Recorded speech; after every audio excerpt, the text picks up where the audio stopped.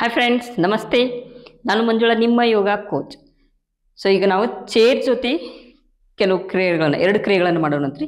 So ಏನಂತಂದ್ರೆ, ಈ ಕ್ರಿಯೆ ಯಾಕೆ ಕ್ರಿಯೆ ಮಾಡ್ಬೇಕ್ರಿ ಅಂತಂದ್ರೆ, ಸೊ ನಮ್ಮ ಶರೀರದೊಳಗೆ ನೋಡ್ರಿ, ಇತ್ತೀಚಿನ ದಿನಗಳಲ್ಲಿ ಬರೀ ಗ್ಯಾಸ ತುಂಬಿಕೊಂಡಿರ್ತೈತಿ. ಭಾಳಷ್ಟು ಮಂದಿ ಹೇಳ್ತಾರೆ ಗ್ಯಾಸ್ಟ್ರಿಕ್ ಅಂತ ಹೇಳಿ. ಶರೀರದೊಳಗೆ ಗ್ಯಾಸ ತುಂಬಿಕೊಂಡಿರೋದ್ರಿಂದ ಏನಾಕೈತಿ ಅಂತಂದ್ರೆ ಬಾಡಿ ಪೇನ್ ಆಗ್ತೈತಿ. ಸೊ ಕೆಲವೊಂದು ಸಲ ಏನಾಕೈತಿ, ಇಲ್ಲಿ ಹೊಟ್ಟೆ ಗಟ್ಟಿ ಹಿಡ್ದಂಗೆ ಅನಿಸ್ತೈತಿ, ಟೈಟ್ನೆಸ್ ಬರ್ತೈತಿ. ಆಮೇಲೆ ಈ ಸೊಂಟ ಭಾಗದಲ್ಲಿ ಸೊ ಗ್ಯಾಸ್ ಇರೋದು ಇದೆಲ್ಲ ಪ್ರಾಬ್ಲಮ್ ಆಕೈತ್ರಿ. ಸೊ ಆಮೇಲೆ ಇಲ್ಲೇ ಟೈಟ್ನೆಸ್ ಬರ್ತೈತಿ. ಆಮೇಲೆ ಪೂರ್ತಿ ಕೆಳಗಿನ ಕಾಲದ ಹಿಡಿದು ಇಲ್ಲಿ ತನೂ ಟೈಟ್ ಅನಿಸ್ತೈತಿ. ಸೊ ಆಮೇಲೆ ಕೆಲವೊಮ್ಮೆ ಏನಾಕೈತಿ, ಪೂರ್ತಿ ಬಾಡಿನ ಪೇನ್ ಆಗ್ತೈತಿ. ಸೊ ಪೂರ್ತಿ ಬಾಡಿ ಪೇನ್ ಆಗತ್ರ ಯಾವುದೇ ಕೆಲಸ ಮಾಡೋಕೆ ಕೂಡ ಮನ್ಸ ಆಗೋದಿಲ್ಲ. ಸೊ ಈ ಕ್ರಿಯೆ ಅಂದ್ರೆ ಸಮಕೋನಾಸನ. ಚೇರ್ ಜೊತೆಗೆ ನಾವು ಸಮಕೋನಾಸನ ಮಾಡಿದ್ವಿ ಅಂತಂದ್ರೆ, ಸೊ ಏನು ಬಾಡಿ ಒಳಗೆ ಪೇನ್ ಇರ್ತೈತಲ್ಲ, ಸೊ ಅದು ರಿಲೀಸ್ ಆಗ್ತೈತಿ. ಆಮೇಲೆ ಮಸಲ್ ಟೈಟ್ನೆಸ್ ಇರ್ತೈತ್ರಿ. ಸೊ ಮಸಲ್ ಟೈಟ್ನೆಸ್ ರಿಲೀಸ್ ಆಗಿ ಮಸಲ್ಗೆ ಏನಾಕೈತಿ ಅಂತಂದ್ರೆ ಸ್ಟ್ರೆಂಗ್ತ್ ಬರ್ತೈತಿ. ಆಮೇಲೆ ಮಸಲ್ ಕೂಡ ಓಪನ್ ಆಗ್ತಾವ್ರಿ. ಸೊ ಸಮಕೋನಾಸನ. ಸೊ ಯಾವ ರೀತಿ ಮಾಡೋದಂತ ತಿಳ್ಕೊಂಡ್ರಿ, ಮೊದ್ಲು ಚೇರ್ ತಗೋತೀರಿ. ಸೊ ಪ್ಲಾಸ್ಟಿಕ್ ಚೇರ್ ಆದ್ರೂ ತಗೋರಿ, ಕಬ್ಬಿಣ ಚೇರ್ ಆದ್ರೂ ತಗೋರಿ, ಅಥವಾ ಡೈನಿಂಗ್ ಚೇರ್ ಆದ್ರೂ ನೀವು ತಗೋಬಹುದ್ರಿ. ಸೊ ತಗೊಂಡಾದ್ಮೇಲೆ ಮೊದ್ಲು ಕೈ ಹಿಡ್ಕೋರಿ. ಸೊ ಕೈ ಈ ಕ್ರಿಯೆ ಮಾಡೋ ಮುಂದೆ ಏನಾಗ್ತೈತೆ ಅಂತಂದ್ರೆ, ಸೊ ಕೈ ನೇರವಾಗಿರ್ಬೇಕು ನಮ್ಗೆ. ಸೊ ಕೈ ನೇರಾಗಿ ಇರೋಂಗ ಮೊದ್ಲು ಈ ರೀತಿ ಇಟ್ಕೋರಿ. ಆಮೇಲೆ ಕೈ ನೇರಂಗೆ ಇಟ್ಕೋತೀರಿ. ಆಮೇಲೆ ಕಾಲಿನ ನಡುವೆ ಸ್ವಲ್ಪ ಅಂತರ ಇರಲಿ. ಸೊ 2 ಪಾದಗಳು ಜೋಡಿಸಿದಿರ್ಬಾರ್ದ್ರಿ, ಅಂತರ ಇರಲಿ. ಸೊ ಇಲ್ಲೇನು ಮಾಡ್ತೀರಿ, ಮೊದ್ಲು ಉಸಿರು ತಗೋತೀರಿ. ಉಸಿರು ತಗೊಳ್ಳೋ ಮುಂದೆ ಈ ರೀತಿ ಬರ್ರಿ, ಮೇಲ್ ನೋಡ್ತೀರಿ. ಆಮೇಲೆ ಉಸಿರು ಬಿಡೋ ಮುಂದೆ ಈ ರೀತಿ. ಸೊ 90 ಡಿಗ್ರಿ ಬರ್ಬೇಕ್ರಿ. ಇಲ್ಲೇ ಎಲ್ ಶೇಪ್ನಾಗ ಕಾಣ್ತಿರ್ತೀರಿ ನೋಡ್ರಿ ನೀವು. ಮತ್ತು ಉಸಿರು ತಗೋತೀರಿ.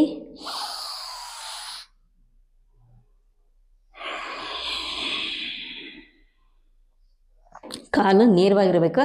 ಅಕಸ್ಮಾತ್ ಫಸ್ಟ್ ಟೈಮ್ ಮಾಡಕತ್ತಿದ್ರಿ ಅಥವಾ ಕಾಲು ಯಾಕೆ ಇರಕ್ಕೆ ಸಾಧ್ಯ ಆಗ್ತಾ ಇಲ್ಲ ಅಂತಂದ್ರೆ, ಸೊ ಫಸ್ಟ್ ಈ ರೀತಿ ಕೂಡ ನೀವು ಮಾಡ್ಬೋದ್ರಿ. ಸ್ವಲ್ಪ ಫೋಲ್ಡ್ ಮಾಡ್ಕೊಂಡು ಕೂಡ ಮಾಡ್ರಿ. ಹಿಂಗೆ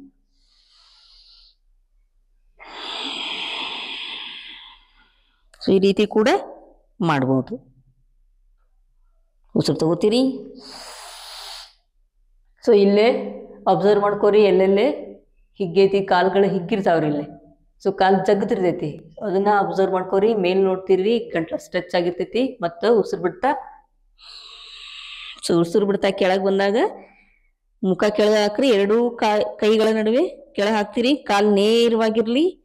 ಆಮೇಲೆ ಇಲ್ಲಿ ಏನೇನು ಅಬ್ಸರ್ವ್ ಮಾಡ್ಬೇಕಂತಂದ್ರೆ, ಸೊ ಇಲ್ಲಿ ಕಾಲೆಲ್ಲ ಜಗ್ತಿರ್ತೈತಿ. ಸೊ ಇಲ್ಲಿ ಜಗ್ತಿರ್ತೈತಿ. ಆಮೇಲೆ ನಿಮ್ಮ ಭಾರ ಎಲ್ಲ ನಿಮ್ಮ ಪಾದದ ಮೇಲೆ ಬಿದ್ದಿರ್ತೈತಿ, ಹಿಮ್ಮಡದ ಮೇಲೆ ಬಿದ್ದಿರ್ತೈತಿ. ಸೊ ಅದ್ರ ಕಡೆ ಅಬ್ಸರ್ವ್ ಮಾಡ್ರಿ. ಆಮೇಲೆ ಕೈಗಳು ನೇರವಾಗಿರೋದ್ರಿಂದ ಸೊ ಇಲ್ಲಿ ಪೇನ್ ಅನ್ನಿಸ್ತೈತಿ. ಸೊ ಅಲ್ಲಿ ಅಬ್ಸರ್ವ್ ಮಾಡ್ರಿ. ಆಮೇಲೆ ಈ ಸಮಕೋನಾಸನ ಮಾಡೋದ್ರಿಂದ ಸೊ ಇಲ್ಲಿ ಬೆನ್ನಿನ ಭಾಗ ಹಿಗ್ಗಿರ್ತೈತಿ, ಪೂರ್ತಿ ಬೆನ್ನಿನ ಭಾಗ ಹಿಗ್ಗಿರ್ತೈತಿ. ಸೊ ಇಲ್ಲಿ ಏನು ಸರ್ವೈಕಲ್ ಪ್ರಾಬ್ಲಮ್ ಇರ್ತೈತಲ್ಲ, ಸೊ ಅವ್ರಿಗೆ ಕೂಡ ಇದು ಈ ಆಸನದಿಂದ ರಿಲೀಫ್ ಹಾಕೈತ್ರಿ. ಆಮೇಲೆ ಇಲ್ಲಿ ಪೇನ್ ಬರ್ತೈತಿ, ಅದು ಕೂಡ ಕಡಿಮೆ ಆಗ್ತೈತಿ. ಉಸಿರು ತಗೋತೀರಿ. ಉಸಿರು ಬಿಡ್ತಾ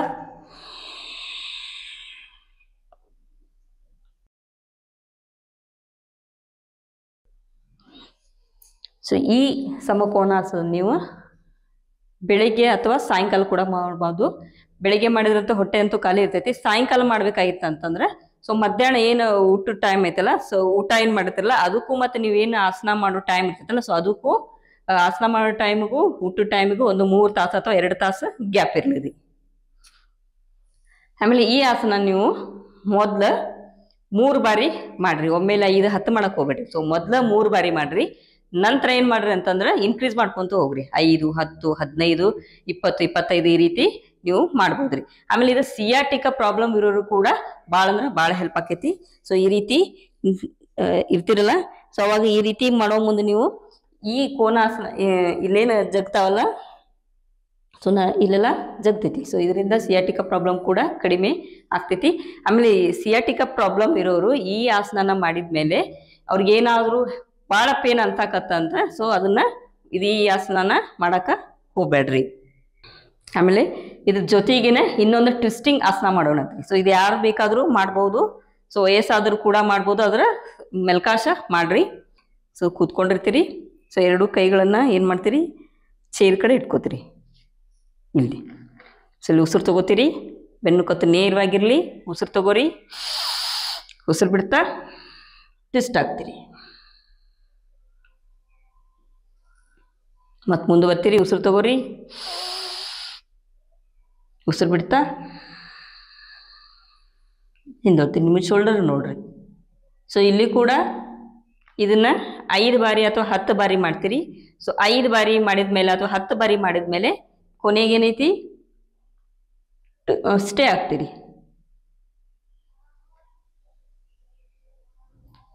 ಸ್ಟೇ ಆದಮೇಲೆ ಇಲ್ಲಿ ಕೂಡ ಅಬ್ಸರ್ವ್ ಮಾಡ್ರಿ. ಸೊ ಈ ಭಾಗದಾಗ ಜಗ್ದಂಗೆ ಹಾಕಿರ್ತೈತಿ. ಸೊ ಅದನ್ನ ಅಬ್ಸರ್ವ್ ಮಾಡ್ರಿ, ಅನುಭವ ಮಾಡ್ಕೋರಿ. ಆಮೇಲೆ ಈ ಟ್ವಿಸ್ಟಿಂಗ್ ಆಸನದಿಂದ ಲಿವರು ಮತ್ತು ನಮ್ಮ ಪ್ಯಾಂಕ್ರಿಯಾಸ್ ಆಕ್ಟಿವೇಟ್ ಆಗ್ತಾವ್ರಿ. ಆಮೇಲೆ ಇದು ಶುಗರ್ ಇದ್ದವ್ರಿಗೆ ಭಾಳ ಅಂದ್ರೆ ಭಾಳ ಹೆಲ್ಪ್ ಆಗ್ತೈತ್ರಿ ಇದು. ಆಮೇಲೆ ಆಗ್ಲೇ ಹೇಳಿದ್ನಲ್ಲ ಸಮಕೋನಾಸನ.